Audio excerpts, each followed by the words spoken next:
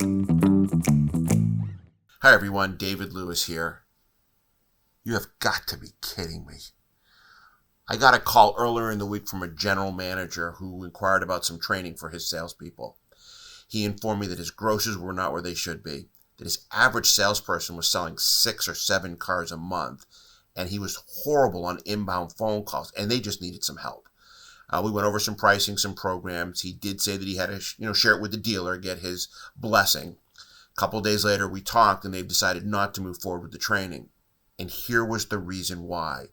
The dealer did not want to invest any money in salespeople because he didn't think they were going to last long.